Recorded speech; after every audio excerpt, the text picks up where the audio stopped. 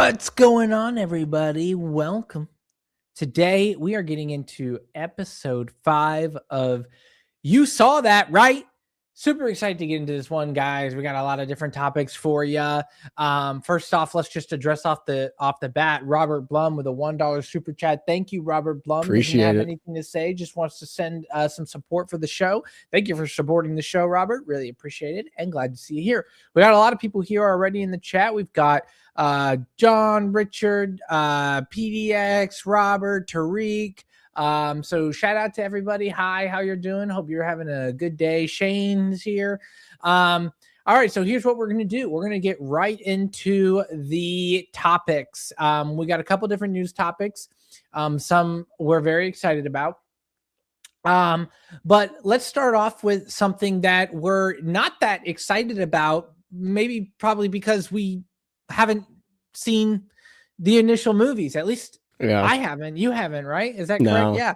So I wanted to bring this up because I found it was interesting, and because I feel like our audience would be more reactive to this news than we are. But I do have some things to say about it. That's right, guys. A movie you guys might be familiar with is getting another installment. And as you've seen from the thumbnail, you probably know. The Mummy is already working on coming back for, I believe, its 4th installment. I'm excited that they're let me tell you why I'm excited. So I'm not excited because I've seen The Mummy, because I don't remember ever seeing The Mummy, but I love Brendan Fraser. Okay. Rachel Weisz, I've learned who that is recently, and I've seen like maybe one project or 2 projects with her in it that I can remember, and I really enjoyed her performances. But I'm really excited because I'm a big Brendan Fraser fan, and I love that they're wanting to reopen this world. I think when you bring in it's a little nerve-wracking, because I think when you reopen a world, you have pros and you have cons, and you have people that want it and people that don't want it. And I think Indiana Jones was one, when they started to bring it back, everybody was excited. I don't know if the new one was as good. I don't remember hearing about it, so I don't know if it was really good or not. But I think it's always exciting, not when you do a reboot, but when you kind of revisit a franchise that might have closed off. Now, is it going to be good? Is it going to be bad? I don't know. But the fact that they're getting the original Brendan Fraser and Rachel Weisz to come back is very, very exciting. And we learned this from the Hollywood Reporter, and we're really curious about what you guys have to say about The Mummy coming back. But we read this article on the Hollywood Reporter. You could check it out yourself. The Hollywood Reporter said that Mummy showed the studio the enduring appeal of its monster movie legacy. In total, the franchise has grossed over $1.8 billion theatrically and opened the door to develop new movies and takes on the characters, the Hollywood Reporter. Now, guys, this is no small feat. When I read that the Mummy movies, now, of course, movies that I haven't seen much or anything of, when I heard that the collective income, the collective revenue from the Mummy movies was $1.8 billion. What is it, like 4 movies that are out, like the 3 and then the prequel? Yeah, I think it might, or is it just 3 and this is the 4th, I think, right? Well, the Dwayne Johnson Scorpion King movie is like a prequel, apparently. And I know Tom Cruise did a Mummy movie or something. Yeah, I don't know. But I don't know how related I don't know that what's is. considered like in the running of them. But go on. We get where you're getting at. But either way, $1.8 billion, and we're talking about theatrical grossings. That's incredible. Now, we're going to talk about why that number might not be incredible a little bit later, but for the Mummy franchise, that's really unbelievable. So they've got the fan base, they've got the original people coming back. They're willing to reopen this world. Don't know much about it, but I felt like you guys would be really excited to hear this. Zay, what do you think about this? Are you excited about this in terms of like what they're doing? I think Brendan Fraser was a big solid part of my childhood, and seeing him come back into the movie world, it felt like we hadn't seen him for a while. He did come back with The Whale, but just to see him back in this world is really heartwarming because I really enjoyed his performances. What do you think about the new Mummy installment that they're developing? Yeah, this is listen, I haven't really seen I think I've seen bits and pieces at least of The Mummy, the original one, maybe. You could show me the clip, I might recognize it. I would never be able to tell you what one it's from. That being said, still grossing $1.8 billion again, no small feat, especially for a movie franchise. Not only that, it actually has I'm pretty sure it had a ride in like Disney or so, or Universal Studios Hollywood. There's a Mummy ride. You know, there was an animated series, like you said, Dwayne The Rock Johnson was in one. The Mummy is a loved film franchise. I think at least the first two. Actually, one of the YouTubers that you and I used to watch, I don't know if you still watch them, Critical or Penguins. His favorite movie is The Mummy. I'm pretty sure his first one is The Mummy with Brendan Fraser. And getting to see Brendan Fraser bounce back into hopefully, which will be a very large role for him. Again, I know you said he kind of bounced back with The Whale, and The Whale was a pretty good film from what I've heard, though I've never seen it.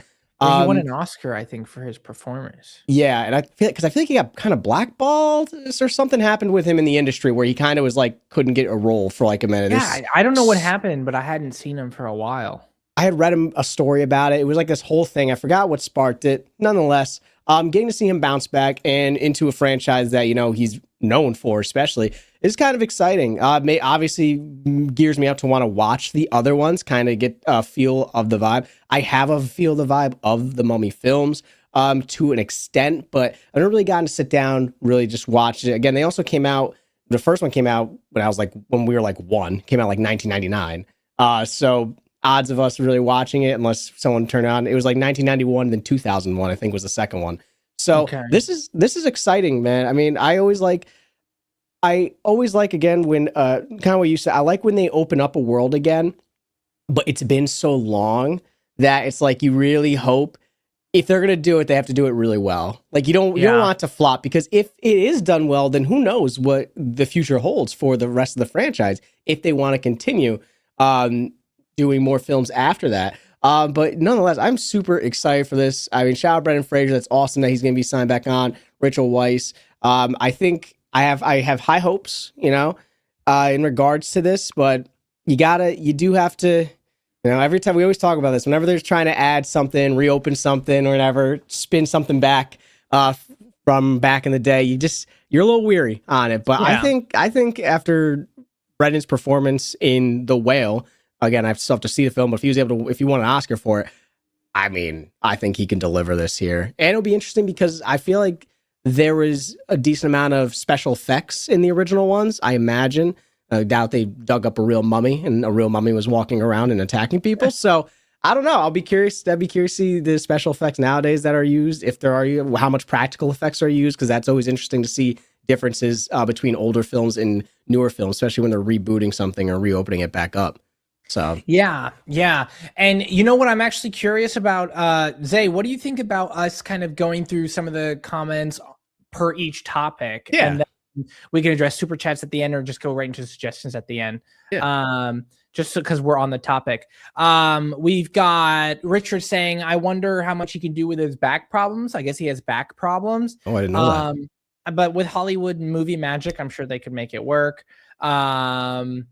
Jonathan said, for a franchise not really based on established IP, it made much better money than expected. Yeah, $1.8 billion is nothing to scoff at. I mean, that is unbelievable. Even amongst foreign movies, we're talking about like a close average of like $450 million a movie. And what were their budgets? Like, it's a money-making machine. It makes sense they're bringing it back.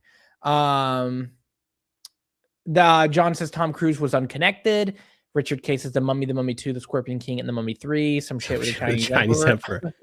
Okay. It looks like his back injuries, just to touch on that, it was from him performing his own stunts in The Mummy and George of the Jungle, and he ended up having a torn spinal disc, cracked ribs, a laminectomy to relieve nerve pressure. He had multiple surgeries over 7 years, so he had his back a little torn up for sure. Okay. All right. Well, yeah, guys, leave comments down below if you're watching this later or if you're watching this right now. Share with the community. What are your thoughts on The Mummy making a comeback, bringing the original to Brendan Fraser and Rachel Weisz? Are you excited to see it? Are you not interested in the Mummy franchise? Do you think that there's more to this? Do you think that they could go further with this Monsters universe? Do you think other people are going to be excited for this? Leave a comment down below. Your thoughts. Super excited to hear from you. Next up, Zay, why don't you take this next one away? Yeah, so this is a topic that has popped up over the course of a couple of our episodes as we kind of are nearing the start of production, I imagine, for the show. This is in regards, this article comes from Deadline, by the way. God of War has cast, is it Callum or Calum? Calum is I think maybe Calum Vincent, maybe Callum Vincent. Sorry if I mispronounced that. As Atreus in the Prime Video series, we have the child. We have Kratos' son finally. If you guys remember from like one of our first episodes, we talked about the adaptation of God of War coming. We had really very minimal information on who was even going to be casted into it at the time, and the question we kind of had was who's going to play the son, because the son is pretty young.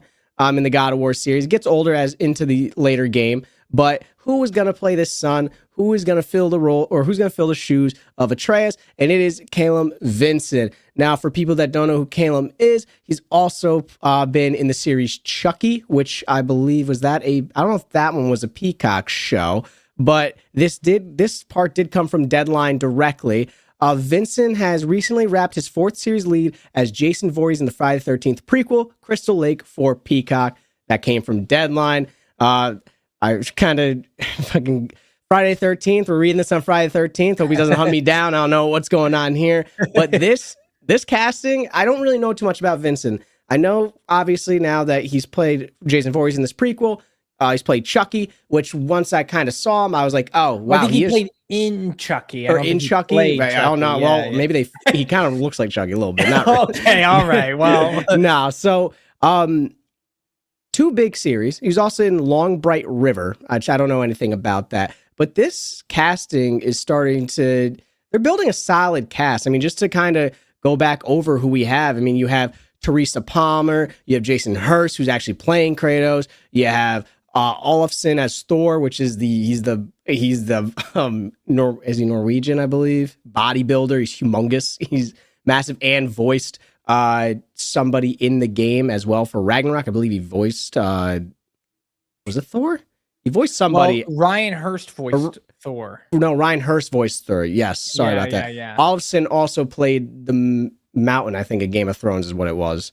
He was. Yeah. Okay. He's like the giant dude. Like he's massive. He's literally freaking humongous. So, and Alistar Duncan as Mimir. So there's a lot. We're building out a solid cast here. We finally have a more cohesive idea of who's going to be cast in the film, what their roles are going to be. And we can kind of start to shake out or get an idea of like, okay, so like, yeah, does this person fit this role? Does this person fit this role? Again, I've never really seen much of Calum work. So, and I haven't even really played much of the games. So I wouldn't be able to draw a direct comparison, I guess, on his previous works versus how he'll adapt to the game.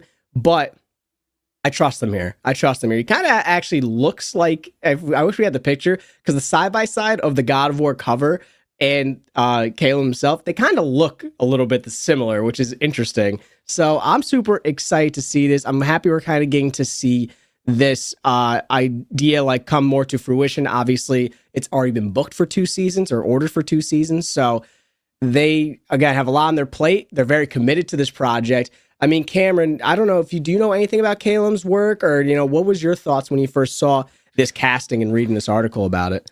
Well, I will say, when it comes to his looks, I don't see the way he looks like Atreus. I didn't see the picture you saw, so it's harder for me to see that how they would look alike. And I get what you're saying. Just to make it clear, everyone, he's not saying that this kid looks like the actual Chucky doll. No. But you could see how you could put makeup on him and make him play a Chucky. Like I could see that correlation. But like a live action one, but that wouldn't even make sense because Chucky's a doll. So I mean, but I get where you were coming from. But no, I mean, like, listen, I don't see exactly how he would look like Atreus, but I'm sure they can make it work.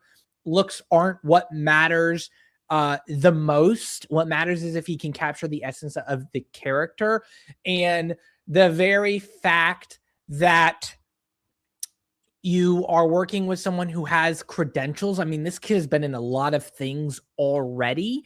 Playing a lead in a Friday the 13th prequel show. I mean, we're talking about someone who has literally been in like front of the camera. And I'm not talking about like as a secondary character, but we're talking about the lead character. So no, I don't know much about this kid. He does have credentials under his belt. I do feel like this is the first casting where it's hard for me to see him as Atreus. Okay. But again, I haven't seen him in his actual performances, just looks wise. He kind of looks like he would be like he looks like a young Kratos more like to me. Like he's got a okay. I guess I could kind of see it. He's got this like kind of like, I don't know. Like I could see him becoming a cop when he's older. He's got more of like he's a kid, but he's only 12, which is crazy that he has these credentials already. But he doesn't look like like one of those like skinny, nerdy. Atreus kind of came off as like a skinny, nerdy type of okay. vibe. I see where you're saying like you don't kind of see the okay. I think that's fair. But we'll see. I mean, again, personality is where it all matters. Skinny's not the right word because I don't think this kid is chubby or anything like that. But you know what I mean. No, like I get you're like the build and everything might not necessarily be the same, which is fair. I think that's 100% a fair analysis. But hey, again, looks don't matter. What matters most is how well you can portray the character, and we're just gonna have to wait and see how good of a job he does. But it's good to know that the cast is coming together. We're starting to put names to faces. We're starting to put a lot of things together. And I think it's always great to see, like, it's always great to see progress. You know, we had the Blade casting, and then that movie just never came out and has been in development hell forever. So it's nice to see that the God of War story is continuing. It is progressing. They're casting. Who are they going to get to play Faye? Do they already have somebody? I don't know. Yeah, I don't think I saw that. Yeah, I imagine we're going to get her in some way, shape, or form. But yeah, I'm excited to see how this turns out. You guys leave a comment down below. What do you guys have to say? Are you guys excited about this casting? Have you seen this kid's other works? Do you think he's going to perform well? Do you think he looks like Atreus pretty well like Zay does? Or do you not see it as much like me? Leave a comment down below what your guys' thoughts are. Let's see. We've got Sean here who says, the kid pissed me off at the start of the game, but the character has good growth as the game goes on. Excited for the series. Oh yeah, it's going to be really interesting to see the chemistry between the two. Jules Z says there's a picture of him with that pointy bangs hairdo, which looks like the picture of Atreus. Okay, so maybe there is more of a connection there. Tariq says I'll give him a chance. All right. Let's guys. To be fair too. They are a kid, so he's a kid. So let's not be crazily harsh on him. I'll give him a chance. I'll give him Tariq's not playing. But yeah, guys, leave a comment down below what your thoughts are on that. Next up.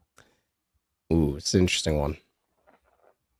You know, earlier we were talking about how $1.8 billion is a very impressive number, but you know what's not when that's not an impressive number, or at least when that's maybe too close to the mark. That's when we're talking about the Avatar movies. Listen, everybody. Avatar Fire and Ash came out recently. I went and saw it with my wife. I saw Avatar: Way of Water for the first time on this channel when Zay and I reacted to it. Avatar, the first movie, is one of, if not my favorite movie of all times. It's in competition with 12 Angry Men now, just because that movie was so good. But the point is, Avatar is a very beloved, popular, and well done franchise, and I enjoyed all three movies. I did have a complaint about Avatar, Fire and Ash that seemed to be a consensus after reading this article. Oh, and by the way, the article on Atreus, as Zay mentioned, came from Deadline, so you guys can check that out on Deadline. This article comes from Variety, so you can read about Avatar and its history. If it's making enough money to continue, you can check that out on Variety, and that kind of is where we're going next here. One of my complaints about the Fire and Ash, by the way, we'll probably start putting links to these articles in the description. Just so you can find the exact ones, but I'm sure you can find it just based off of that. But starting on episode 6 and going forward, we'll put the links in the description. And maybe I can retroactively put them in the description of these videos too later. And anyways, either way, check it out. It's on Variety. My issue with Fire and Ash was it was really good, but it was like having a good steak for the 8th time. It's not bad. It's great, but we've seen this before. Now, a lot of people complained that there wasn't much novelty to it. A lot of people felt like it was an extension of Avatar: The Way of Water. Now, I believe it was. I believe this was like a 2-parter. It was supposed to be like one whole movie, or this was meant to be an extension. And I understand that, but my disappointment going into the movie, without spoiling anything, was, as amazing as this was, we've gotten this before. It's just like the first and the second movie, and I wanted something groundbreaking. Even the article talks about this. The first movie was a visual phenomenon. It took you to a new world. People watched it in the theaters over and over and over again. It was incredible. The second one came out 15 years later. It's crazy long gap. And was bringing us all back to this world, exploring it in a really unique new way with water physics, getting deeper into the lore, the story of everything. Both movies brought a huge novelty factor. Now, Fire and Ash does have a new novelty factor. The villain, particularly, you see more beats from Way of Water with him. And the Fire Tribe is very interesting in Fire and Ash. The savagery of them, exploring their way of living, was very interesting. But it did take a backseat in the movie, and it just felt like it wasn't enough new things to make it feel like a groundbreaking new novel experience like the first 2 movies did. Now, this movie made, I believe, how much did it make? 1.7 billion in the in the box office. What did it make? Avatar: Fire and Ash is near the end with 1.4 billion globally. 1.4 billion in the box office, which, by the way, guys, any movie that makes $1 billion is doing things right. It's popular. People are going to watch it. People are loving it. So it's no small feat that's one movie made $1.4 billion. So where does the problem come in? The problem comes in when we're looking at the fact that both of the first Avatar movies crossed 2 billion. The movie itself had a budget of like $500 million. And we're talking about marketing and all of these other things in order to get it to play in the theaters, get people to get out and watch it. Lots of movies are spent on these before they're actually even being played. So with an Avatar movie being so big, requiring so much money to make it, 1.4 billion all of a sudden becomes maybe not as profitable as they expected, hoping that the movie would probably reach 2 billion, something like that. And I don't blame them. So the question is, with 5 Avatar movies already kind of promised and already kind of supposed to be developed, what happens when the third one doesn't make as much money as they were hoping? Can they make a course correction? Now, you could read a lot about the thoughts about this and maybe how they could progress moving forward on Variety. But speaking of the article, even Cameron mentioned back in 2022, Cameron told GQ that his Avatar blockbusters represent the worst business case in movie history, given their break-even points of roughly $1.5 billion. There is no other movie franchise or singular movie in history that needed $1.5 billion to break even. Now, it is insane. Now, they're confident that Fire and Ash will profit because it's going to be hitting to Disney Plus. People will subscribe. People will get DVDs, all that good stuff. There's still ways that this movie's going to profit, especially because it hit 1.4 billion in the box office. It barely broke even, but the previous two crossed 2 billion, 2.9 billion. I think Avatar 1 got damn near $3 billion in the box office is crazy. Yeah. That's not after it's been on DVD and all that stuff. There was a re-release that helped. And then Avatar 2 got $2.3 billion before it hit Disney Plus and all of these other things. So Fire and Ash is trailing behind, and it's going to cause some worry about how they continue.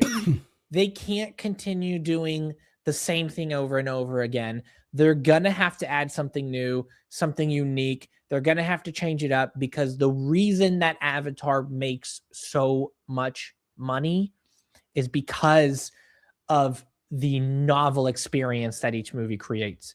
And Fire and Ash didn't create that well enough. Now, what's worse about this isn't necessarily Fire and Ash's performance, but the question of what happens if it continues this trend.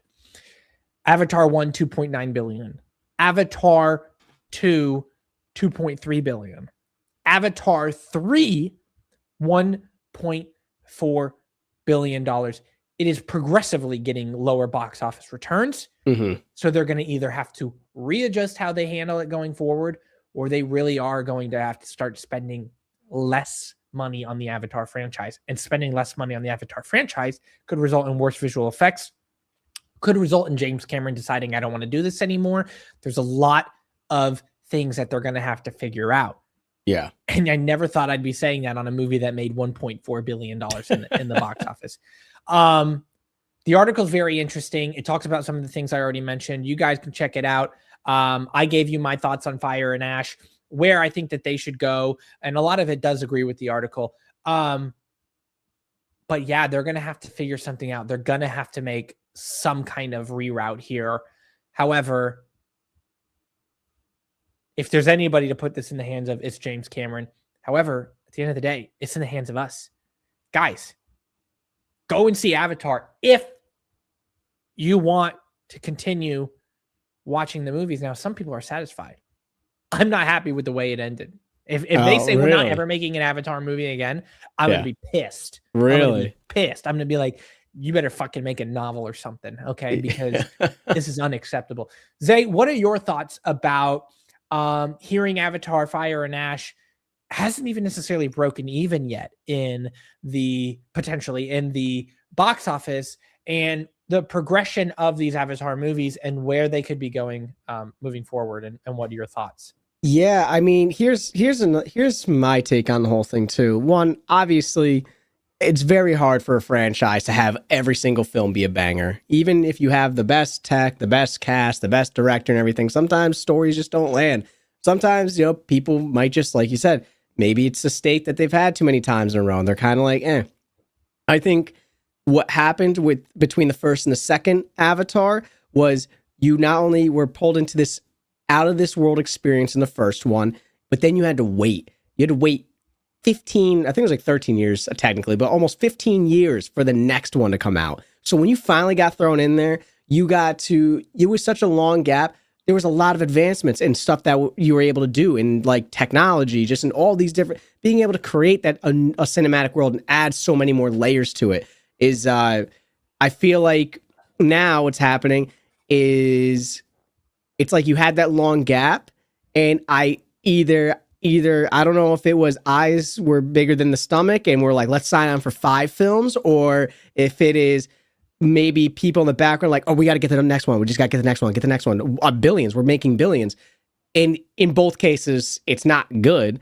Because now I think the next two are slated to be out by 2029 and 2031. That is a significant, you're talking 3 years and then 2 years after. You're talking, you gave 3x the amount of time for production between 1 and 2 versus what you're going to have between 3 all the way through 5. That's not a good idea, in my opinion, especially when it's something as daunting as Avatar. There is so much money that James Cameron invests into these films, into all of his films, and there's a reason why they're all over the top, absolute cinematic experiences, because you gotta give it time. Let them write it, let them flesh it out, let them get the use of new tech and everything.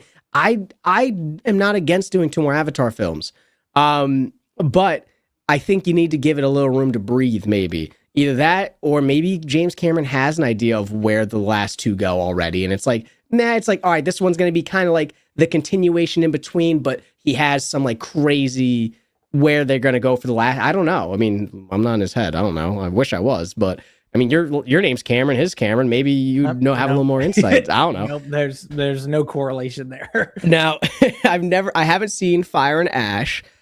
I will say, one of the criticisms I did see mentioned in the Variety article was that it's 3 hours, 17 minutes, and kind of like what you said, it just felt too similar to the second film, almost like an extension. And that's a lot of runtime for a movie just to feel like an extension. 3 hours and 17 is not a short watch. That's a lot. So, I mean, I don't know. This short gap that they have is making me a little nervous. And you're right. If they do have to cut funding down because, it's such a substantial amount of money they have to put into these things, you're going to have to start sacrificing a lot. And that you're going to have to start, whether it's effects or like the production, etc. And that's the last thing you want for a film like this, where you're on an alien planet with tech that obviously doesn't exist, with these giant aliens, all this ridiculous creatures and everything. Last thing you want to do is have production and stuff like that get cut on funding. So I don't know, man. It's a little scary.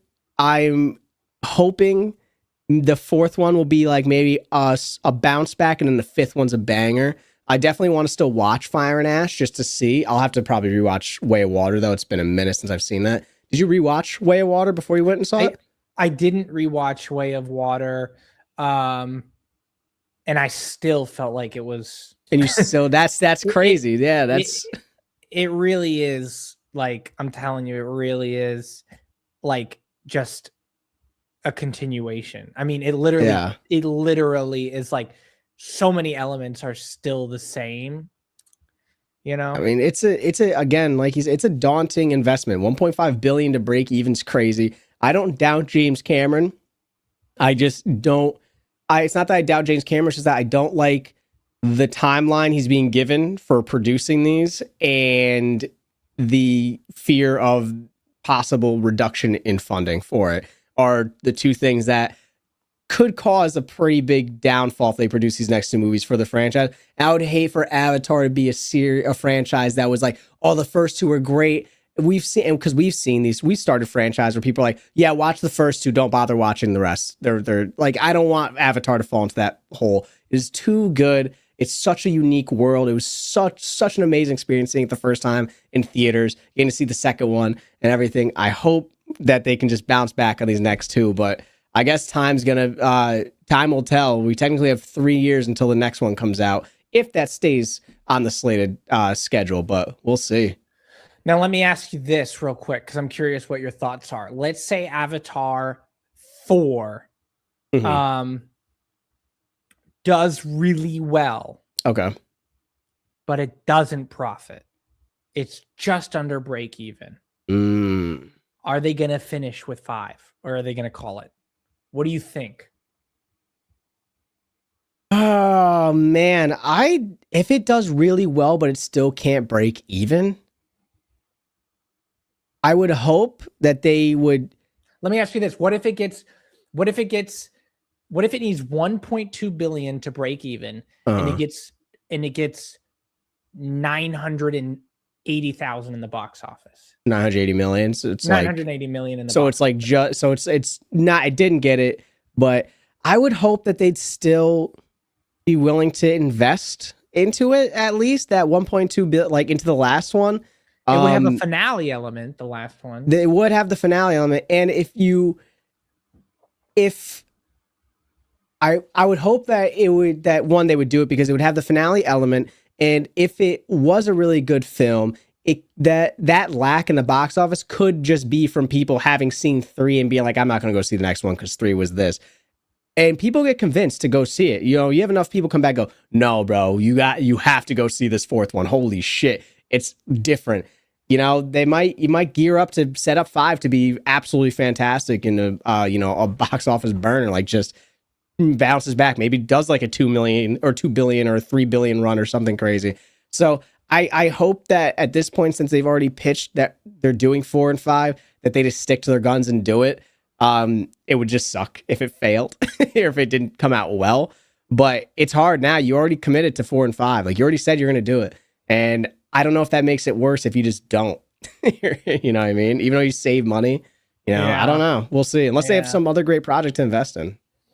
All right. Well, what are your guys' thoughts? Leave a comment down below. John says the first one was a spectacle everyone had to see. The second one was more people seeing it out of curiosity, I think.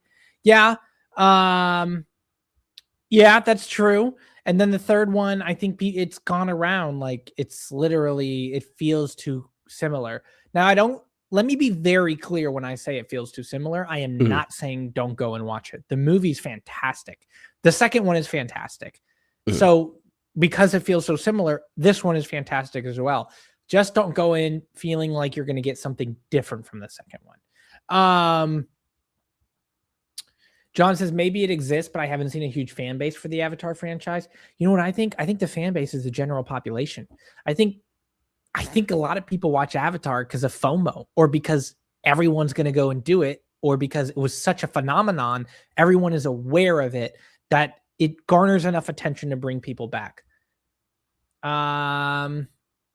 I think it's like more of a general pop. I don't think you have like a fandom like Star Wars or Star Trek. I feel like it's more like usually if I ask somebody, I feel like they're like, oh, I've seen Avatar. Yeah. Yeah, exactly. Yeah. Okay, guys, leave a comment down below what your thoughts are on Avatar. Do you think that they can bring it back? What were your thoughts about Fire and Ash? Do you enjoy the franchise? Do you not enjoy the franchise? Where do you think it's going? If they don't make money on the 4th, do you think they'll still hammer it home with the 5th? Leave your comments down below what you guys think. Let us know. Let us know what you think. Zay, why don't you bring up this next article? Or maybe Cameron's the one that's grossing all the money for these guys. He's going to see Avatar that many times. He's just creating. He's like, I'm going to make all of them. Even if you're going to make all these films. All righty. So kicking it back to some game adaptation stuff, which I feel like every week there's some game that's getting adapted. What's going on? To a movie out of or nowhere. Film franchise. Since we started this show, it's been every week. And this week is no different. This article does come from Deadline. Jason Momoa is to star in Sony's feature take of Helldivers, video game from Justin Lin, fall 2027 release set. For people that don't know who Jason Momoa is, I mean, he's played Aquaman. I mean, I'm pretty sure everyone here knows who Jason Momoa is. They're all fans of film and franchise and stuff. For people that don't know what Helldivers is, this actually came directly from Deadline, this quote right here. Helldivers 2 story centers around an elite unit of soldiers known as Helldivers who must battle alien creatures threatening to destroy the fictional planet of Super Earth, obviously from Deadline. Game, first off, very fun. Never played the first one. It's an extraction style game, basically. You drop in with 3 of your buddies, out of this world, large aliens, cinematic, crazy over the top, like abilities and airstrikes you can call in. It is a very, very fun game. It has a super, super dedicated community, by the way. And I'm excited for this, I think for a couple reasons.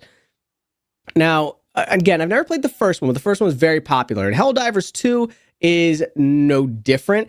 It sold more than 12 million units in its first 4 months out of 2024, just on PlayStation and PC, and then it just expanded to Xbox, and it like got launched. It was like a relaunch, basically. The whole thing went crazy again.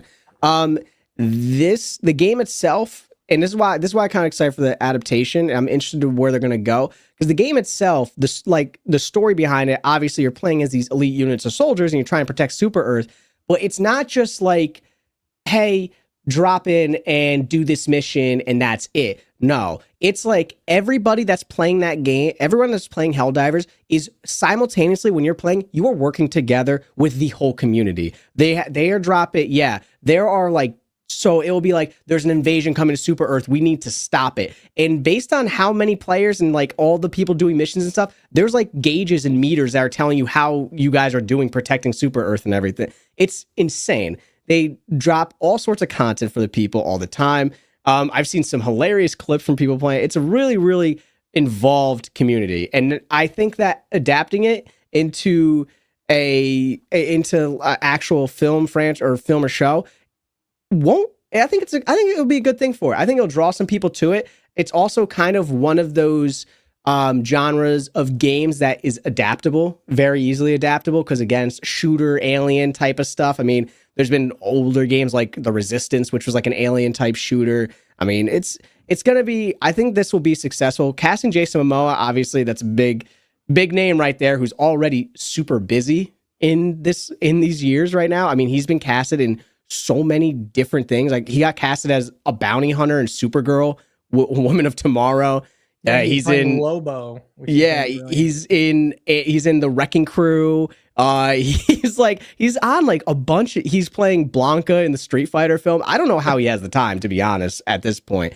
But I'm excited. I'm very interested in it. Again, the game itself, super, super fun. If you're into video games like that, check it out. With the adaptability to it, again, I think it's cool because the game, when you're playing a game, yeah, you're working with everybody, but this is something you can just pull and be like, okay, because when you're playing with your buddies, you are just focused on your mission. So I'm interested to see what kind of missions they're going to be doing, what arc they're going to kind of follow, because as far as I'm aware, it's like, I don't know what the cycle is, but after a certain amount of time, they kind of give like, here's the missions to do, but this is the overarching story of what's going on. These types of aliens are here, or this type of like issue is going on, and we need to solve it. So they could really turn this into, I feel like, into like a long lasting, substantial, adaptation.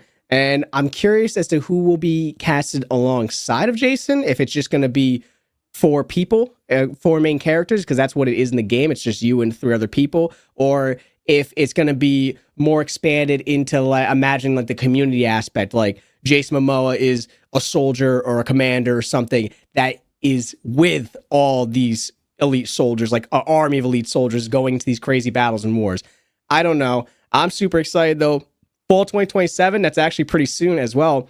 A little closer than I expected, especially just seeing this kind of announced, because I didn't hear anything about this. So it's pretty soon. But I have some faith in it. I mean, Cam, I don't think you've ever played Helldivers, but if you have, or whether you haven't, do you know anything about Helldivers? And I know, what were your kind of thoughts on it? Are you interested in actually checking the game out and trying to see what it's about?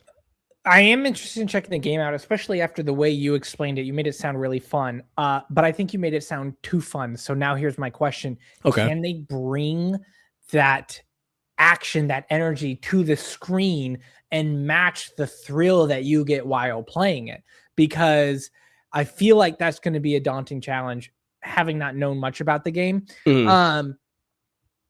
First of all, like you said, video game adaptations. What the fuck is happening? They're just coming everywhere now. God of War, Last of Us, Fallout is out right now.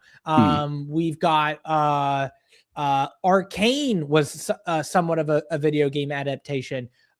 You've got this Helldivers, Baldur's Gate 3 from our last show. Yep. I mean, we're talking about video game after Sonic, Mario, Borderlands was a movie. Unfortunately, they made a Halo TV show. Tomb Raider show. Tomb Raider. We're talking about Tomb Raider. I mean, live action Zelda. Someone mentioned in the comments. That's still coming. Yeah. I mean, we're in a new time. Like they're all bringing video games. Now, here's my concern. So far, we've been doing pretty good. Mario was good. Sonic was good. The God of War has a lot of good people behind it. Last of Us apparently was really good. So we're heading down an interesting road. Can we keep this momentum going? Because in the past, we have had some horrible, horrible, horrible video game movies. World of Warcraft, I heard, was not very good. Borderlands, unfortunately, although I haven't seen it, I love the games. I have heard bad things about that movie, and the trailer did not look appealing at all. And I've played like all the Borderlands games, and I did not. I saw that trailer. Yeah. I was like, I don't want to go watch that. Jason Momoa is wild. He's wacky. Oh, the Halo show. I've heard it's very mid. So I haven't heard it was bad, but I've heard it's very mid. So mid is not okay if you're bringing a franchise like Halo to the screen. No, it's not. So how are they going to do with Helldivers? I don't know. Jason Momoa's wacky. He's wild. He's action-packed. He gives you that gritty feeling that you could just watch him bang people's head in or fight aliens or whatever. So I think you have a good start. The question is, like you said, who is going to be cast with him? Clearly, they're going to have to do some pretty strong chemistry. How hard are they going to lean into the action? How hard are they going to lean into the lore? Because the lore sounds really interesting. Is super Earth aliens? So it's like, so you get a major order, which is from super Earth. And this is where it's kind of crazy, because you have 3 different things you can fight. There's the automatons, which are robots, the terminids, which are aliens, and then the illuminate. Never heard of them. They're apparently from the original game. And like when you look, there's an app that you can actually pull up that people watch. It tells you like, hey, look, right now there's 67 million reinforcements, and the number's constantly going down because there's people actively playing. And once those reserve forces hit 0, the operation, if the area you're supposed to liberate isn't liberated, done. It fails. It falls. And by completing these things, you unlock new gear, like for the whole community. Like they will literally be like, hey, if you guys complete this, basically this major order, we'll give you guys like these mech suits were supposed to come out. And it was like, you guys have to liberate this area for you to get it. And I think they failed the first time or something. It was like, it's insane. But it gives them a lot of room to work with. You could follow one season of them fighting automatons, or like, are they going to branch off more and have 3 different squads? Because there's 3. I mean, it's a movie, right? It's not a series, so yeah. So I guess would they do? I mean, yeah. So how much are they going to stay true to the first game versus the second? I know nothing. About it is a movie. I kept thinking it was I don't know if I like it being a movie. You think it should be a series? I think a series would give you a little bit more leeway. It's a lot. Think there's not enough time for the movie. You're jamming a lot of information. You'd have to literally focus on like fighting, I think, one type of enemy, basically. Because Is there a main big villain in Helldivers? No, it's just like you're literally like liberating all these different places, and you can see the progress of them actively and everything. So I don't know how they're gonna do that. I think a series would benefit them a little bit more.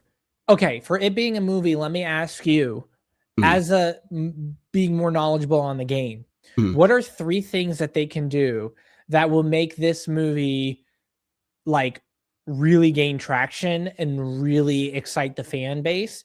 And what are 3 things that they could do that would completely ruin any chance of them doing another and have like a Borderlands effect where nobody wants to go and see it? Now, let me preface with a jumpstart question. If they did make up a main villain of the story, would that be something people would be very excited about, or would that be something that would actually make people lose excitement?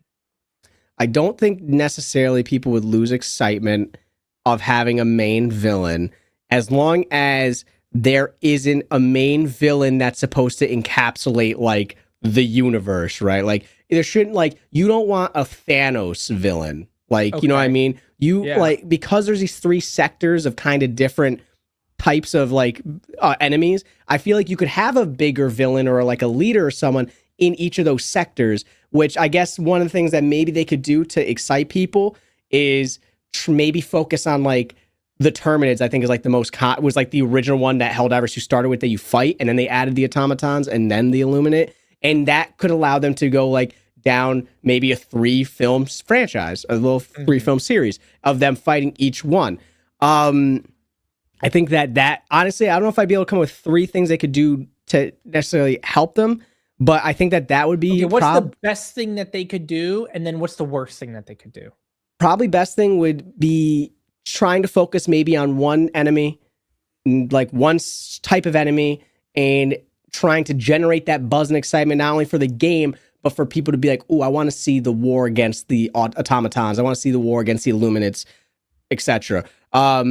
Worst thing that they could do, I think, would either assign like an overarching villain that's like encapsulates the whole universe and like, oh, that's who we have to stop and everything will end. Like, I just don't think that's a good pathway to go. How many times have we fucking seen that? Like, oh, it's like, come on. You kill the big one and then they all die or something. They're all like, oh, well, we don't have a leader. Like, nah. And I guess, I think that let Jason Momoa be maybe Jason Momoa. Have him be like serious. Like, the game itself is like super intense. People love the intensity in the series, but they're also soldiers, and soldiers are going to make like stupid little quips and kind of stuff like that. But don't get like Guardian of the Galaxy wacky.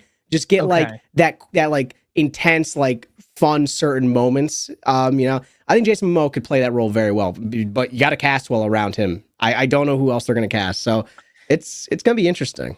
Let me ask you this. If they had to lean into one element, what would you prefer? Would you rather Helldivers be an action drama or an action comedy?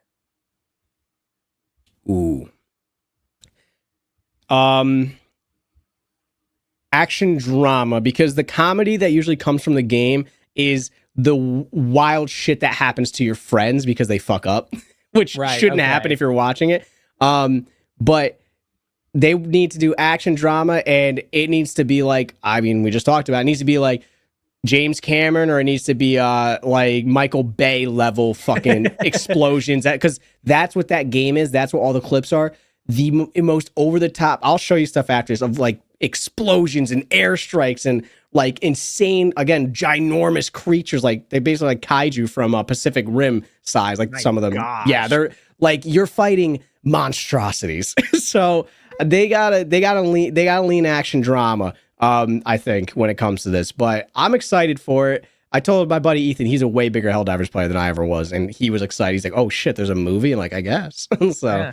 All right. Well, leave a comment down below what your thoughts are. Are you guys excited for a Helldivers movie? Do you know anything about the game? Have you played it before? Have you heard about it? Do you have friends or family that plays it? Are they excited about the movie? Have you talked to them? What are your thoughts about this? What are your thoughts about the video game industry kind of heading more into the big screen? It's really, really interesting. Speaking of, Street Fighter is another video game that's clearly coming out with a movie. Jeremiah says Street Fighter, the original movie, was so bad it was good. Was an Elden Ring movie in the works? Oh yeah, look, we have, who said that? Yeah, Jonathan says there's an Elden Ring movie in the works. Julesy says, yeah, didn't see Borderlands but enjoyed the game. The game is great. I've heard horrible things about the movie. Getting Kevin Hart to play what's his name was not a good idea, I think. Wait, Kevin Hart was in it?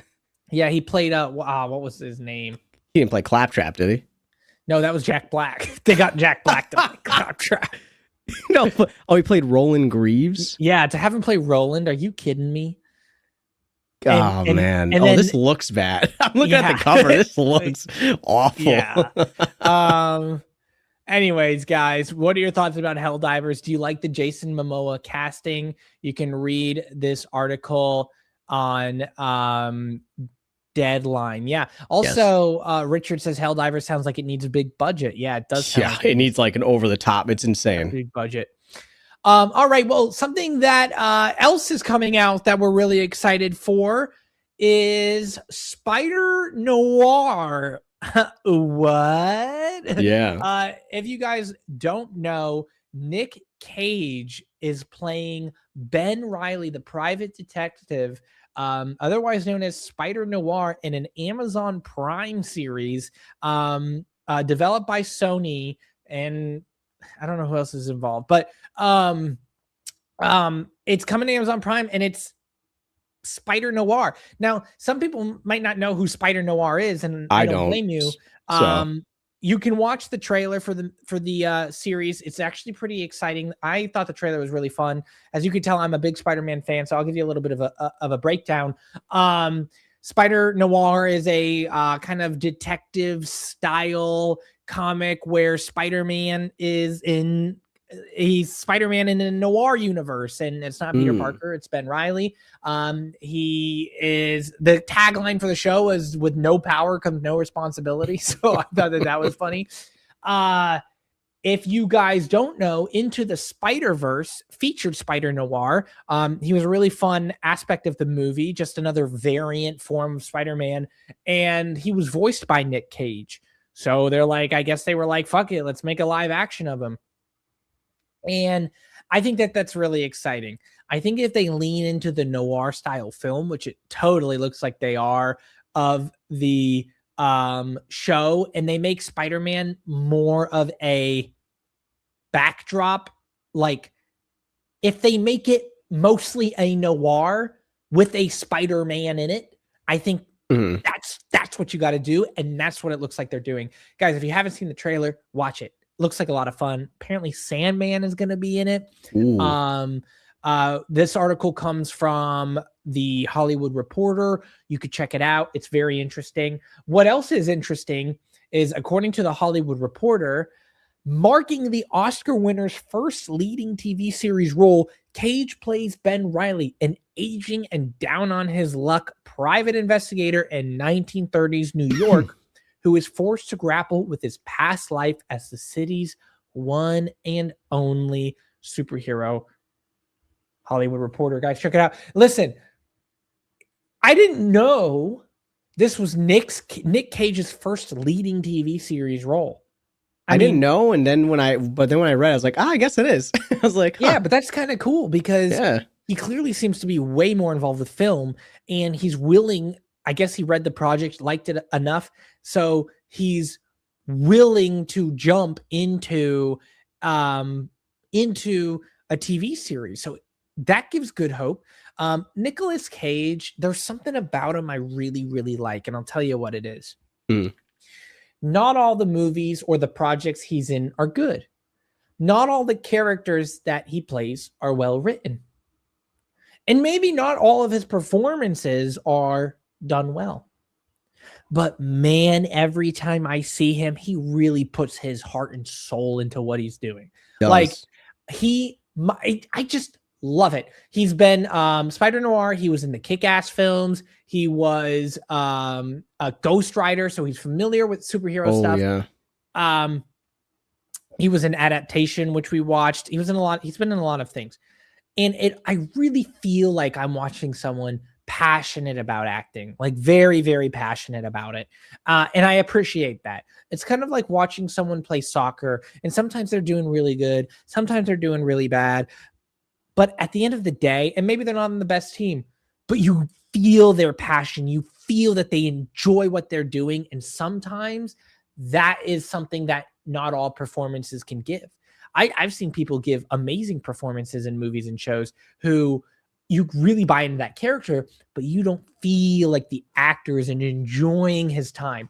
Nicolas Cage gives that feeling of, you really feel like he enjoys being there. He appreciates acting, and I can't wait to see his performance in this. Even from the trailer, I felt like, man, he's having a fun time with this. Super excited. He looks like just this like absolute buffoon of a detective, drunk, this guy who's just done with it. And he's going to be investigating, and I'm excited. And it's Spider-Man. Like, you just throw in Spider-Man. Like, he's got that awesome pose. If they make a figure of him, you bet your ass that I'm going to be getting it. They will. I guarantee it. Oh, yeah. And the coolest thing about it, too, is you can watch it in black and white, or you can watch it in color. You can choose which way you want to watch That I thought is really cool. I kind of want to watch in black and white. I feel like it'll give it that noir grit.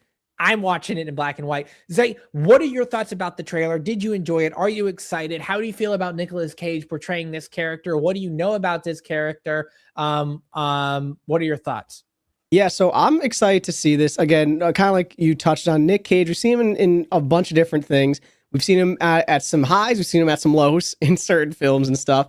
The fact this is his first lead TV series role is very, very cool. I didn't even know Spider-Noir existed. I didn't even know that, I guess, the Marvel Noir universe existed. I guess that's a whole separate line of comics that follows like Daredevil and like Wolverine and people like that. And I wonder, is this gonna spark could we get a noir universe? That would be real. I mean, I would love that. Obviously, you would get Daredevil, Iron Man. I guess has noir thing. The X-Men, crazy Punisher, who fits like that definitely. Yeah. So I don't know. This is exciting because obviously we love superhero stuff. I know some people maybe feel like the superhero shit kind of gets beating a dead horse, but there's just infinite universes and stuff. And I feel like this is a very cool universe that's getting touched on that really separates itself from like the typical, there's a different style to me. And again, showing it in two different styles, in color or black and white, is so dope. That is such a dope creative choice. I'm so happy they did that. Super, super excited to see it. Now, real quick, you said that he's playing Ben Reilly, but who is Ben? Is Spider-Noir not Peter Parker? Or is there well, he's not always Peter Parker. Like Miles Morales is right. I just didn't know who Ben Reilly was. I've never heard of him. So, Ben Reilly is obviously someone in this universe from the 1930s. What's interesting is Ben Reilly is a name used in other Spider-Men before. I don't know if he has anything to do with Uncle Ben, but I do know that the Scarlet Spider is also Ben Reilly. Okay. I believe they make Spider-Man has there's like a whole clone saga. And that's also Ben Reilly. So I don't have much history on who Ben Reilly is, but I know there's different Spider-Men and they're all Ben Reilly as well. So interesting. I wonder. So, and what's cool again about it being in black and white is off the bat, just kind of watching it, it gives me. Have you ever seen Sin City? I've seen clips, but I haven't seen the movie. It gives me like a less serious Sin City type of vibe. Is kind of what it almost, because Sin City's kind of like that black and white, gritty, a little bit more serious. Actually, it's one of my stepdad's favorite films. He made me watch it with him. Fantastic, fantastic film, by the way. Awesome. But I'm super excited to see this. I've always loved getting to see I love Spider-Man. I think he's so dope. Nick Cage also in the trailer, he made me laugh.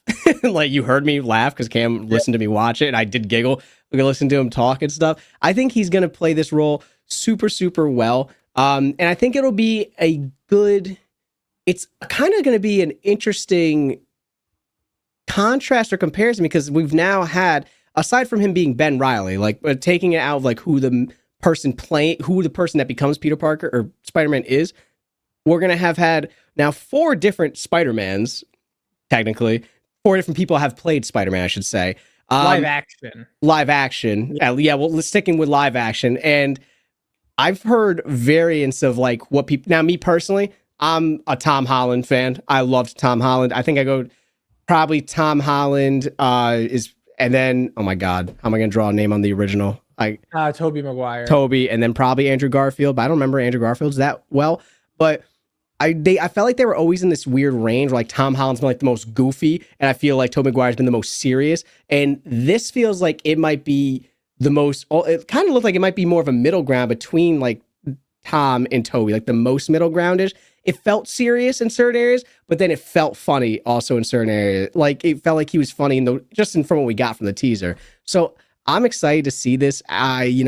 How many seasons are we going to get out of this is my first question. Again, that's a good question. Is this going to peel back the curtain and we're going to get a whole line of noir series following all, and then, that opens up them getting to interact and everything. I don't know. There's a lot of ways you can go, especially when it's the superhero stuff, but this is going to be exciting. I'm sure Nick Cage will kill it. I hope that the writing and everything lives up to the hype because this has got me excited. So I mean, we're gonna have to see. With no power comes no responsibility. What a tagline! Yeah. And I gotta say, like, I actually hope, because you mentioned this, I hope it's a limited series. Okay. I hope it's just a really good limited series. I feel like this would be a really fun story to explore for a season and then just bookend it. And that is our Spider-Noir. Now, maybe you could bring him back in another noir story with, like, whether it's a different character, maybe you can bring him back in a movie or something like that. But I think I would love it just to be like just this one limited series. Now, obviously, I could watch it and be like, they fucking better do another season. Of course, yeah. But this just seems like one of those like one-off stories that I would love for it to be self-contained into just like one 8-episode run or whatever the run is going to be. Makes it have more of an Artur feel to it, you know? But hey guys, leave a comment down below. Are you excited for Spider-Noir? What are your thoughts about Nicolas Cage being Spider-Man of some kind? Are you excited about the series? Are you not? Did you see the trailer? Have you not seen it yet? Are you going to go watch it? Are you just not interested whatsoever?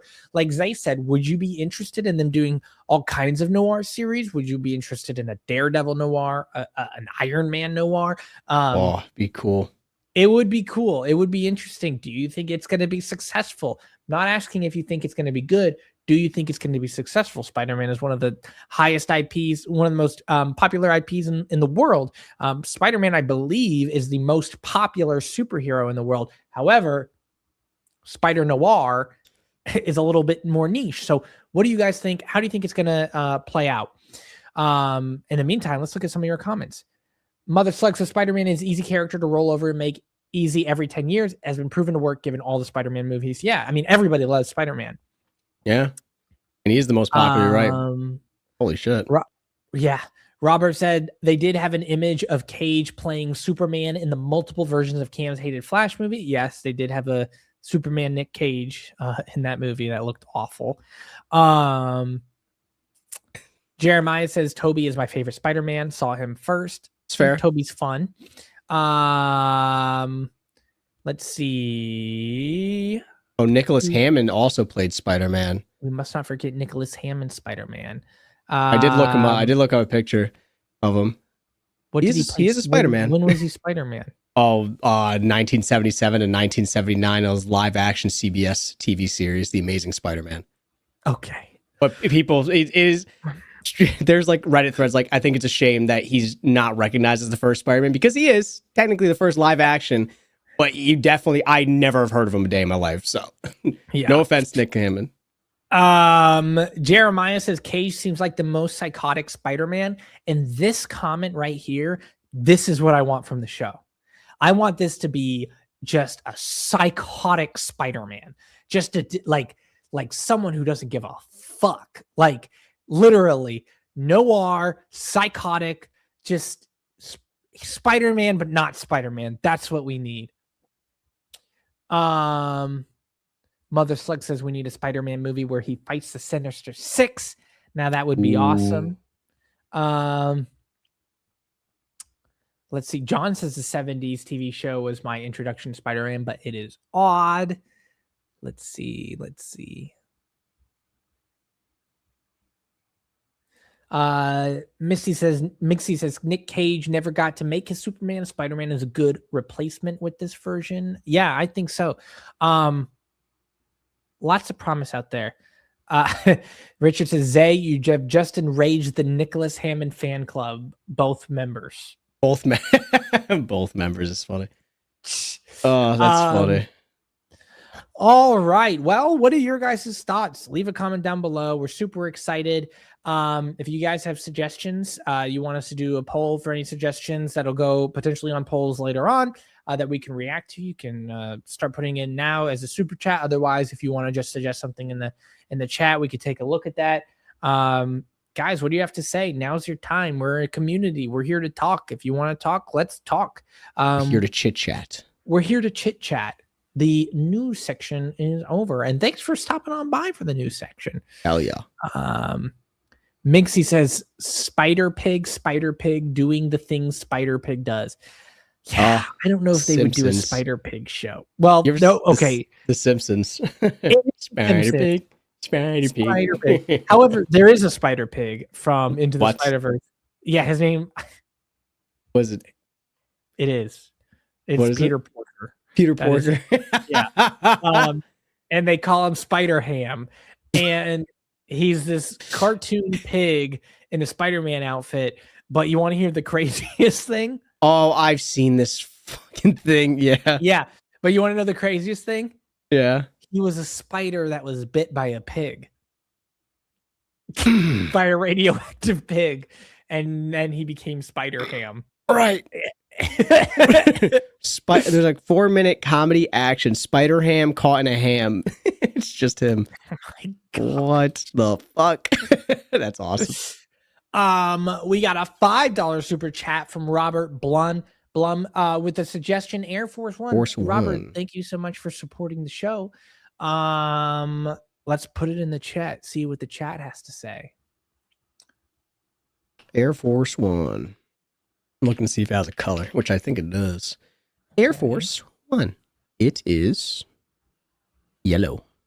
Yellow. And if it's yellow, let it mellow. Let's see if we can get it to upgrade.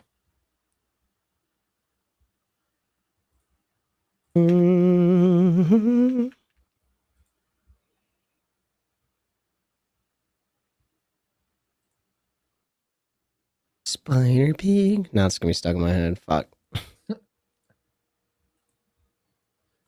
Air Force.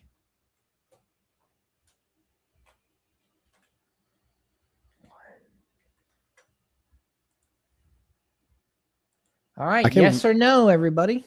I can't believe there's a John Wick game coming out too. There's a John Wick game? Yeah. Just got announced like yesterday. For apparently, what, PlayStation, Xbox? I think it's going to be for it all. And apparently it looks good. People are saying it looks crazy. Oh, man. It's a joint venture between Saber, Lionsgate, and the franchise director, Chad Stahelski. Stelhelski or something like that? Yeah, I'm very bad at pronouncing it. I forgot he was in Fortnite, too. They had John Wick in Fortnite. God, Fortnite is so good.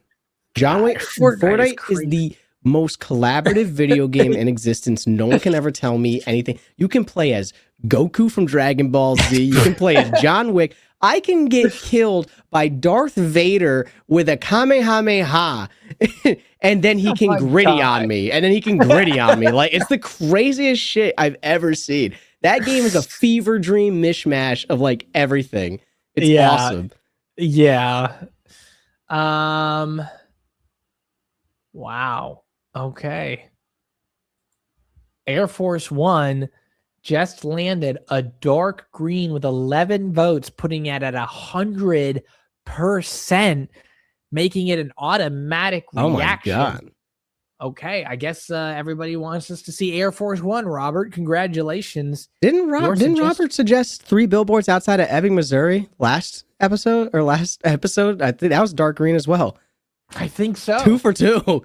Robert, are you making a bunch of accounts and voting? 11 accounts made just like that. All right. Well, thank you again for the suggestion, and thank you for supporting the show. Next up, Richard K with a £2 super chat says, Pan's Labyrinth. Don't know if you did it already. Well, I know we haven't seen it, but Zay, does that have a color? Well,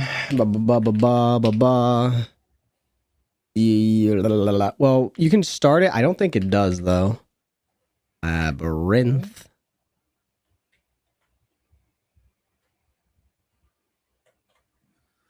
Yeah, I don't think it does. All right, well, we're about to find out now what the chat has to say about Pan's Labyrinth.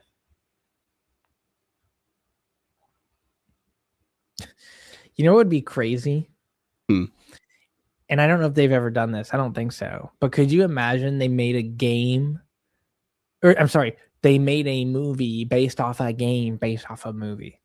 Like, what if they made a John Wick movie based off the game, which is based off the movies? You know where that would work? Maybe would be like a Street Fighter or something, like a fighting game, like a movie based off of the game that's based off of. Now I'm trying to think. Well, It's almost inverted. I need it the other way. I need like it'd have to start as a movie. Fuck. And then become a game. And then go back to being a movie. So what the is that where we're gonna go? All these adaptations are eventually gonna become they're gonna go through a cycle. They're cycling through. Oh my god. Way. Oh god, I just can't believe how many. I guess that's just the trend right now. I mean, all right. Well, Pan's Labyrinth gets a 62% yes, which puts it at a yellow.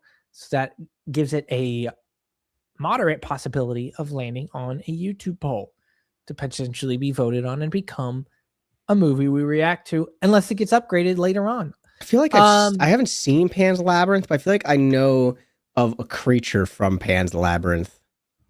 I know it's wacky. Yeah. So interesting. Okay. It's interesting. It looks insane. Okay. All right. Well, Richard, thank you so much for supporting the show. Thank you so much for the £2 super chat. And thank you for the suggestion. Next up, we got John Boblets here with a $1.99 super chat saying Maltese Falcon 1941 most famous noir film. Now, I've heard of this movie, but I've not seen it.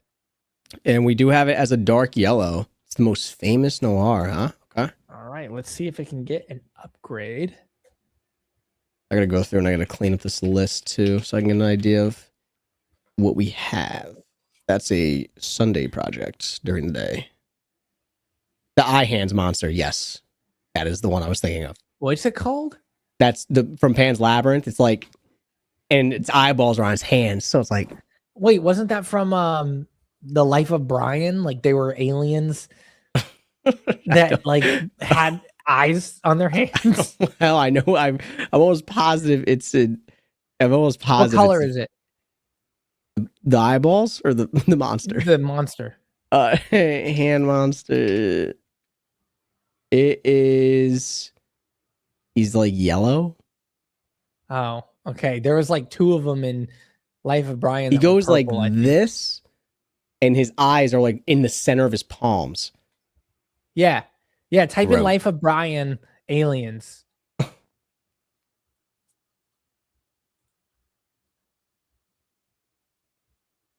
They're purple, you said? I don't know. I think so. Oh, they have like they have like their hand is like at the top. It's like holding an eyeball. Oh, wow. Good memory though. All right. Maltese Falcon just landed a green bean. Wait, no. Light green. Yes, a green bean. All right. At 82%. So we got it upgraded. Yeah, we did. Now we can bring it to the Patreon. We've got a Patreon poll coming out soon. All right. Well, thank you, Jonathan, for the support. Thank you for the suggestion. Thank you for supporting the show. Thank you, John. I just was reading this. I always mix up Pan's Labyrinth and the Imaginarium of Dr. Parnassus in my head. Who the the Imaginarium of Doctor Who? The what of Dr. Parnassus? Dr. Parnassus Imaginarium? Let's see what you're talking about. Oh, I see. What in the hell? It's got Heath Ledger and Johnny Depp in it, and Colin Farrell, what? And Andrew Garfield. Imaginarium of Dr. Parnassus. Oh, it's got Vern Troyer, Mini-Me. Oh shit! This is a crazy cast. What the heck is this movie? This looks insane. 2009? How have I not heard of this? Oh, dude, it's got Mini-Me in it. That's fire. I want to see that.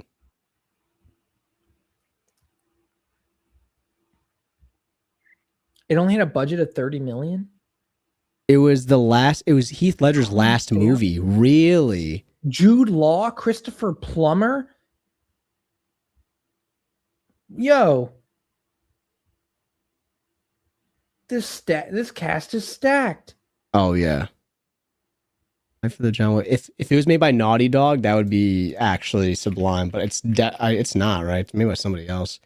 Because Naughty Dog made what? Last of Us, Uncharted. Have you seen Iron Lung? No, isn't that the Markiplier film based off the game? Oh yeah, I heard Markiplier did a movie. I've heard some people didn't like it. I've heard some people saying that people were being too harsh on it, like it was better than people were making it out to be. I don't know about the game. I don't know what the game is though, so I don't really. The horror game. Okay. Have you seen Jacob's Ladder? No, I haven't. Cam, have you seen Jacob's Ladder? I don't think I've seen Jacob's Ladder. What is that about? He's looking for it. If you can let him know. If you see it.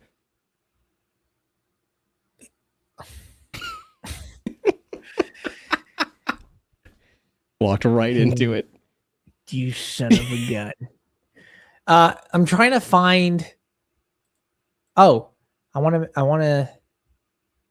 I think I can put the chat on the screen. Oh yeah, you did mess with it before, I thought. Yeah, I was able to do that. Hold on. Oh, here we go. Oh, there it is. There we go. Look at that. There you guys are. We could do wide. We could do tall. Oh. Or we could do regular. And we can make the medium, big, wide, and we're just going to cover Zay completely. Is that what you're trying to do? He's like, hold on. No. Wide, tall, 30x. It wasn't even his real ladder. It was his step ladder. Oh, God, I love it.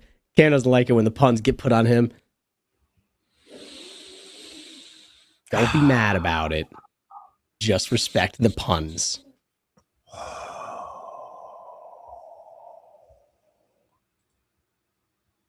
All right. You need another lightsaber for the top of your... Huh? You should get another lightsaber for the top of your back. I know. It would be so sick. They're expensive.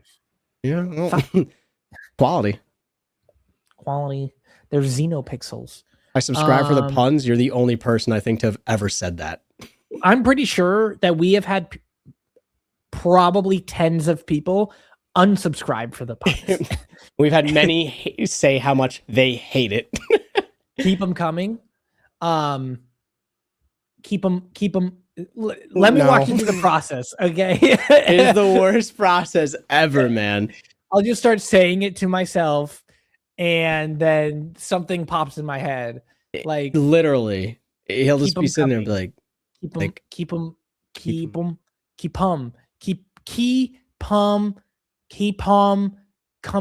Key palm. I've got a key in my palm and it's coming. It's literally what he does. In front of me. He'll sit down and he'll be like, all right, you ready? And I'll be like, yeah. He's like, all right. He's like, he'll be like, Jacob's ladder and Jacob's ladder. All right, I got it. And I'll be like, oh, no. Yeah, I'll be like, all right, I got it. All right. You're like, he'll go, this one's bad. And he'll be like, oh, no. Oh, yeah. Sometimes I think of one and I'm like, dude, don't fucking do it. Oh my gosh. Why are you blocking Zay? Actually, you can still see me. I'm right here. Technically, you guys are blocking Zay. We shouldn't see the sausage being made. You don't want to know what you're ingesting from Cameron. Yeah, I guess you probably don't. They're like, it's better if we just get hit with it. You're getting straight horse meat with no regulations from with these puns. Jonathan Boblets coming back in. John, thanks so much for being here. He wants to support the chat by giving their suggestion. He puts a $2 super chat. Thank you for the support, John. He says, boosting double indemnity from the chat. All right, let's put double indemnity. Oh, 1944 noir crime.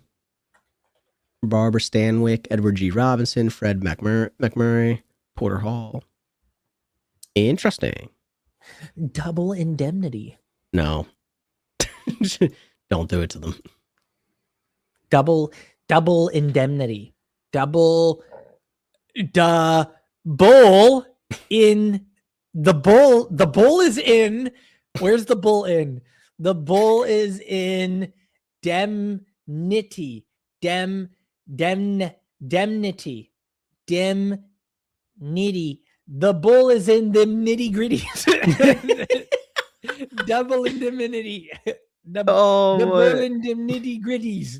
There we go. Oh my God. It's oh, you know, the bull's in dem nitty. And he does that. He smiles at me like I'm gonna be like, oh yeah, that's a good one. You fucking jackass. Oh my gosh. No, eat the hot dog and don't think. Words to live by. Oh my gosh. Jacob's Ladder is a 1990 American psychological horror film directed by Adrian Lyne, produced by Alan Marshall, and written by Bruce Joel Rubin. Stars Tim Robbins. Ooh. Okay. Tim Robbins from Shawshank Redemption. Double Indemnity gets a 75%. We're going to round that up and make that a light green. Boom. Look at that. Just look at it. Okay. Now we're getting the ball rolling. Thank you, John, for the $2 super chat. Thank you for showing support. Thank you for supporting the show. Thank you for supporting the channel. Next up, we've got Tariq the Gamer 84 with a $5 smackaroonie, and he recommends the Basketball Diaries. Now, this is a movie that I saw suggested a lot on our most recent reaction. What's Eating Gilbert Grape? So let's see what you guys have to say about the Basketball Diaries.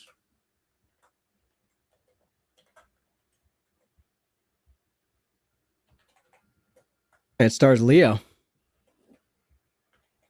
And Mark Wahlberg's in it. Oh, shit. I wonder what it's about. I wonder what it could possibly be about. You want me to give you a small synopsis?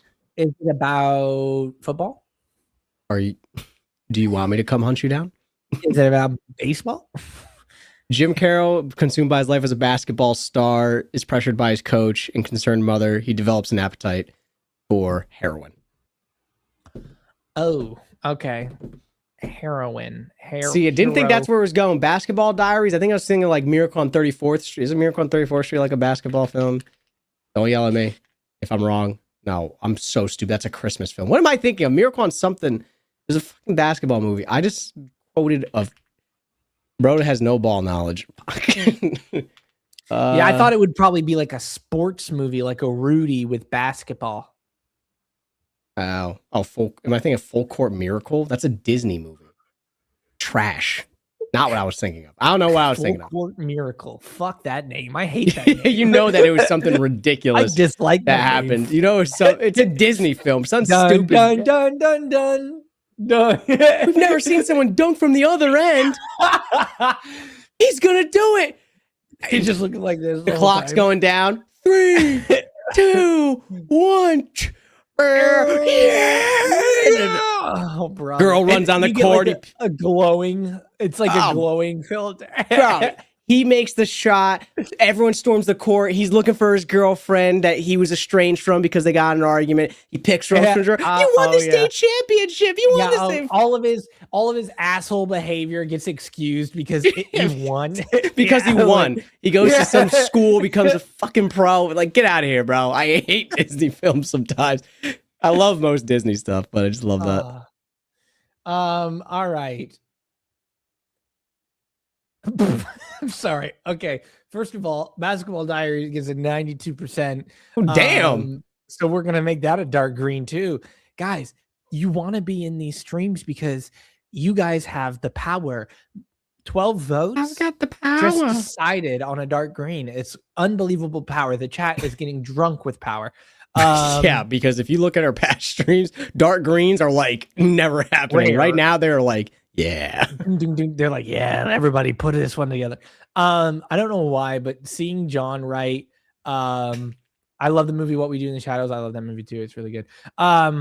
It's funny. Seeing John write a Disney film about a Jewish basketball team at Hanukkah. Oh, wait, no, is that actually the... really? Are you kidding me? Is that really what the movie's about? Because I just saw you write that and I laughed my ass off just thinking about Full Court Miracle, that's what it's about? I don't know. But he wrote it and I thought it was funny. Yeah.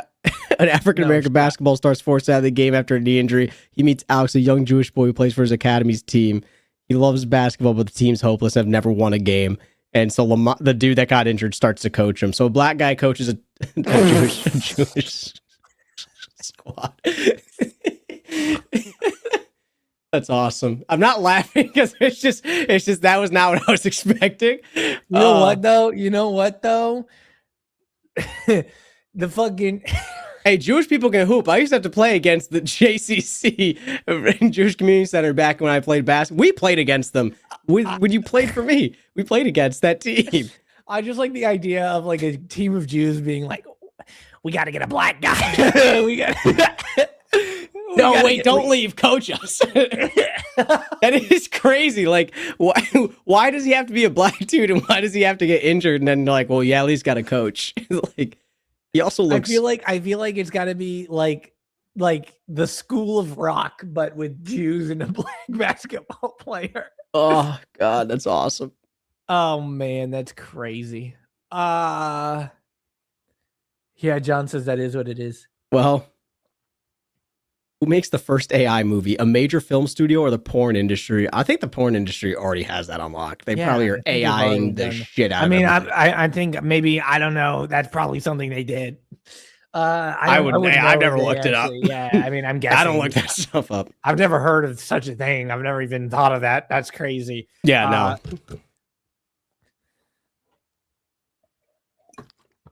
It's kind of like it's getting a little God, it's warm dry here. in the air. All right. What else do we have here in the comments? That will be Hoosiers. People are saying Finding Forrester. Looks like I've seen a couple people saying that we should look at Finding Forrester. I agree about Finding Forrester. Yeah, you want to run a poll for it? Finding Forrester? Yeah. All right, let's do it. Since I saw several comments regarding it.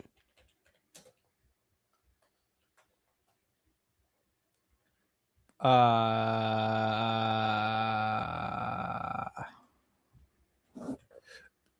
right. American drama film. Sean Connery, isn't it? Sean Connery. Matt Damon. Busta Rhymes. What? Oh, yes. The name is Sean Connery. The name's Bond. James Bond. Oh, there's another sports movie-ish. It's another basketball player. Or is he a young athlete? Is he not a basketball player? No, he's holding a basketball. I think he's a basketball player. It looks like Alcatraz has reopened. Shut up.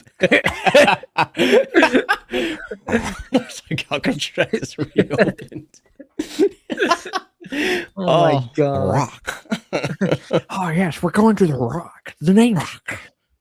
I'm an elite escape artist. Oh my God. The Untouchables? Have you seen The Untouchables? I don't think so. Maybe. Oh, that's another Sean Connery. Is in that one as well. Ah, Sean Connery. Kevin Costner, Robert De Niro. Costner. I barely know her.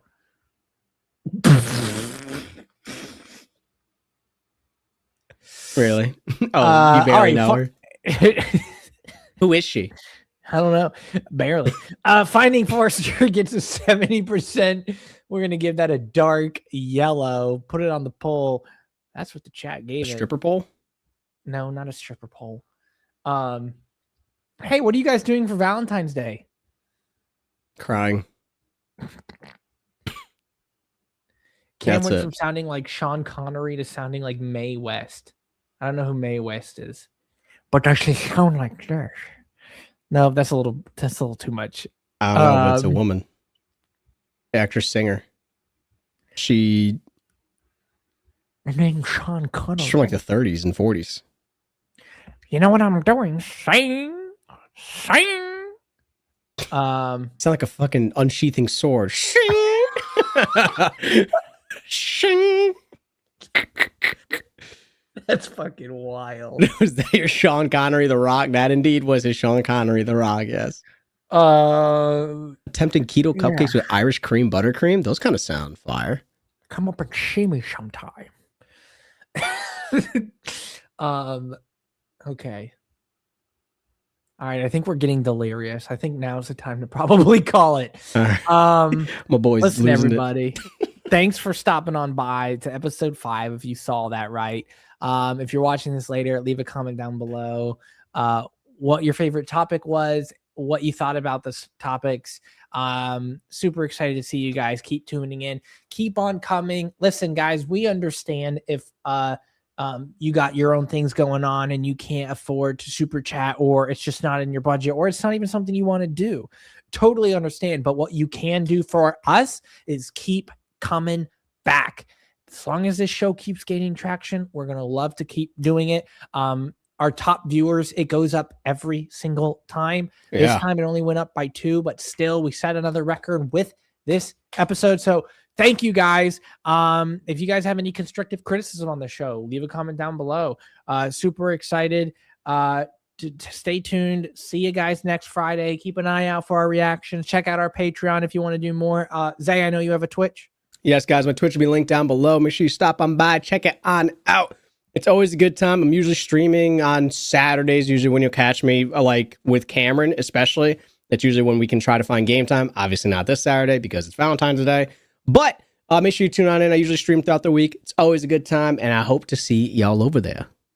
Yep, guys, check it out. It's a great time. As he said, it's super fun. Thank you guys for stopping in. Thank you for joining the show, joining the community, saying what's up, giving your opinion, hearing our opinions.